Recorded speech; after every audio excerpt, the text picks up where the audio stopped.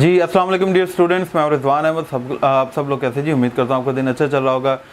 Dear students, आज जो है वो लाहौर में तो मौसम जो है वो बहुत अच्छा है। उम्मीद है कि आपके जहाँ भी आप रह रहे हैं वहाँ पर भी मौसम जो है वो इसी तरह खूब बेहतर होगा। बारिश हो रही है जी सुबह से और इसमें पढ़ने का भी मज़ा आता है। आज हमारा जो यूनिट नंबर 5 है डैफोडिल्स, उसकी हम समरी करने जा रहे हैं। मैं आपको क्विकली जो है उसकी समरी लिखवाऊंगा और इसमें जो ग्लॉसरी से रिलेटेड कुछ वर्ड्स हैं, तो आज हमने ये काम करना है। बहुत ही आसान और अच्छी समरी जो है वो मैं आपको लिखवा दूंगा। आपने उसको नोट कर लेना है, उसकी पिक्चर लेनी है और आपने कोशिश करना है कि इसी को जो है वो आपने अटेम्प्ट करना है। चले जी, डैफोडिल्स पोएम जो है वो कल हमने पढ़ ली थी, उसे हमने फिनिश कर लिया था। बहुत ही मज़े की, बहुत खूबसूरत पोएम थी, आप सब लोगों ने एंजॉय भी किया होगा। आज हम उसकी समरी लिखते हैं। तो समरी में आपने जब भी आपको आंसर आएगा तो आपने इसी तरह हेडिंग देनी, ऊपर मार्केट के साथ जो है वो क्वेश्चन वगैरह लिख के नीचे आप देंगे समरी और फिर आप लिखेंगे इन दिस पोएम, आगे जो है वो इन्वर्टेड कॉमास के अंदर डैफोडिल्स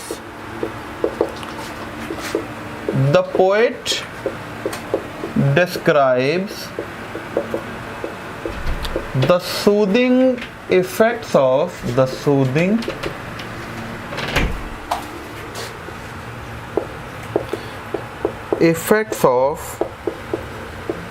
sights of nature। बिल्कुल सही। इस नज़म के अंदर जो है जो कुदरत के खूबसूरत मनाजर हैं, कभी लहरों का चलना, कभी बादलों का ऐसे जो है वो हवा के अंदर झूमना, कभी जो है वो डैफोडिल्स का ऐसे मस्ती के साथ सर हिलाना, तो ये डिफरेंट सीन्स ऑफ नेचर हैं और इनका इफेक्ट क्या है? सूदिंग। सूदिंग का मतलब क्या होता है? कंफर्टेबल, पुरसकून। तो इस नज़म के अंदर शायर जो है वो सारे जो ऐसे मनाजिर हैं कुदरत के, फितरत के, जो तसल्ली बख्शते हैं, जो राहत बख्शते हैं दिल को, उन मनाजिर का जिक्र किया गया है। Full stop. In his view, nature gives the relief।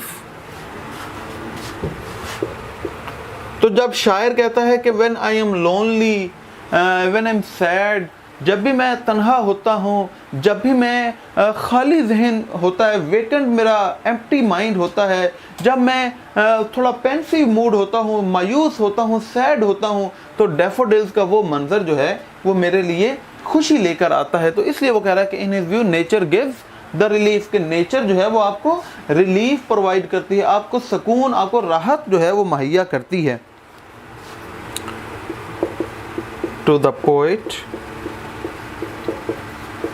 when he is in grief, जब भी वो कभी मायूस होता है। once the poet was wandering, एक दफ़ा का जिक्र है कि पोएट जो है वो घूम फिर रहा था। lonely like a cloud,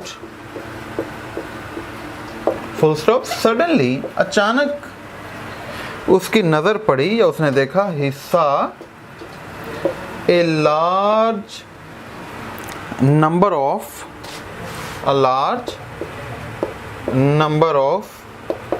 flowers named daffodils, जिनका नाम daffodils है, growing on the bank of the lake, growing on the bank of a lake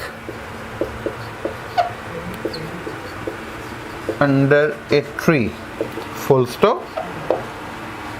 The flowers were waving in the cool breeze, the flowers were waving in the cool breeze,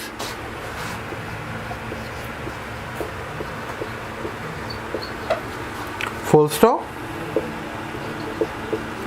They seemed to be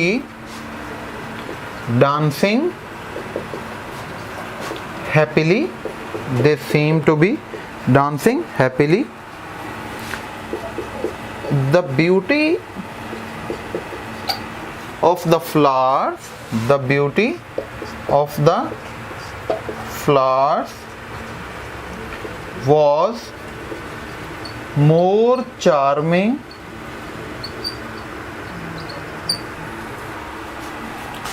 than the waves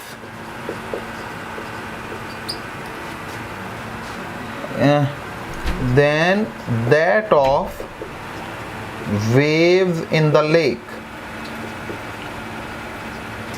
Full stop. The poet was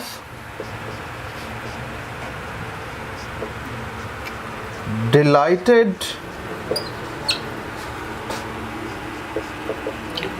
to see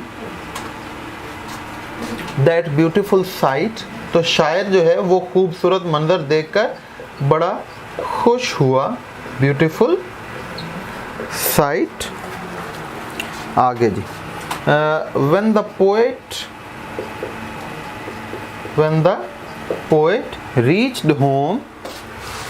poet reached home, comma, he often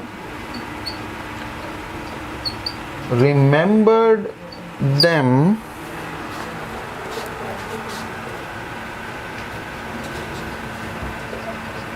when he would be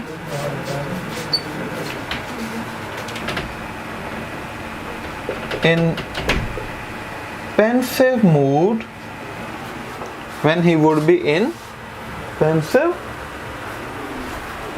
जी बेटा, ये pensive word आपको नजर आ रहा है. इसके बाद जो है मैं ये यहाँ पर ऊपर इस ब्लॉक के अंदर कुछ लिखने जा रहा हूँ. ये पेंसिव के बाद आपने क्या लिखना है?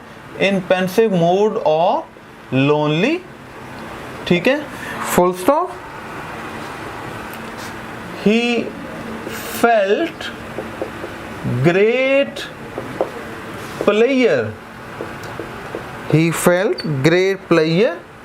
to remind the sight of the daffodils. लो बेटा, ये आसान सी समरी है, ये मैंने लिख दी आपको बोर्ड के ऊपर. अब मैं आपको जल्दी से जो है इसकी आपको एक रीडिंग कर देता हूँ. आपने समरी ऐसे लिखनी है, ऊपर इसी तरह हेडिंग देके नीचे आपने लिखना है इन दिस पोएम. आप थोड़ा जूम करके भी देख सकते हैं, आपको बोर्ड पर सब क्लियर नजर आ रहा होगा. आगे कॉमा और आगे इन्वर्टेड कॉमास के अंदर आपने पोएम का नाम लिखना है. In this poem daffodils the poet describe the soothing. Soothing का मतलब क्या होता है? आरामदेह, राहत बख्श. ठीक है, राहत बख्श, कंफर्टेबल जिसे हम कहते हैं.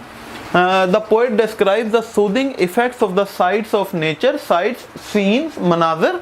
ठीक है, साइट्स का मतलब क्या है? मनाजिर. तो कुदरत के जो खूबसूरत मनाजिर हैं, राहत बख्श मनाजिर हैं, उनका जिक्र करता है. इन हिज व्यू, उसके नज़रिए के मुताबिक, nature gives the relief to the poet, कि शायर को जो है वो फितरत है जो आपको रिलीफ, सुकून मुहैया करती है. When he is in grief, जब भी कभी शायर जो है वो मुश्किल में, परेशानी में होता है. Once the poet was wandering lonely like a cloud. एक दफ़ा का जिक्र है कि शायर जो है वो बादल की तरह ऐसे हवा में तन्हा झूमता फिर रहा था. Suddenly he saw large number of flowers named daffodils. तो अचानक उसकी नज़र पड़ी बहुत ज़्यादा फूलों के ऊपर, जिनको हम डैफोडिल्स, नरगिस के फूल कहते हैं. Growing on the bank of a lake, जो कि एक नदी के किनारे पर बह रहे थे. अंडर अ ट्री, एक दरख्त के नीचे. The flowers were waving in the cool breeze. और वो फूल जो हैं वो ठंडी हवा के अंदर ऐसे झोंके खाते हुए मस्ती कर रहे थे, झूम रहे थे. They seem to be dancing happily. और ऐसा लगा कि जैसे वो मस्ती में, खुशी में नाच रहे हों.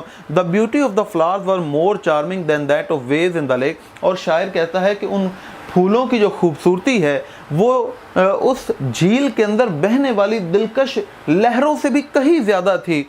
When the poet reached home, और जब शायर जो है वह घर पहुंचता है, he often remembered as, तो वो अक्सर याद करता है. अगर आप remembered के साथ यहाँ पर them लगा लें तो अच्छा होगा.